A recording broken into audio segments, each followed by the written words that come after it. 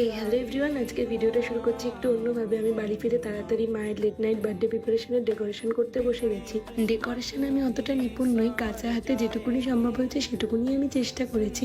তোমরা কমেন্ট করে জানিও ডেকোরেশনটা কেমন হয়েছে। আর এখানে তো মা অবাক হয়ে গেছে যে আমি এগুলো কী করেছি। তারপর তো মাকে বললাম, মা চলো কেকটা কেটে নাও। এখানে আমি ক্যান্ডেল জ্বালিয়ে দিয়েছি। মা এবার কেক কাটিং করবে, তার আগে মাকে আমি গিফটটা দিয়ে দিলাম, সেটাই মা হাতে আবার পরে নিল। তারপর চলে এলো কেক কাটিংয়ের পালা। মা প্যান্ডেল নিভিয়ে কেকটা কেটে ফেললো, আর আমরা একে অপরকে একটু কেক খাইয়েও দিলাম।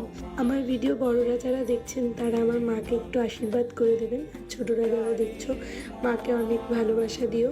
এবার মায়ের প্রত্যেকটা গিফট এক একটা করে খুলে দেখে নিচ্ছিল। এইভাবেই রাতের সেলিব্রেশনটা আমরা শেষ করেছিলাম।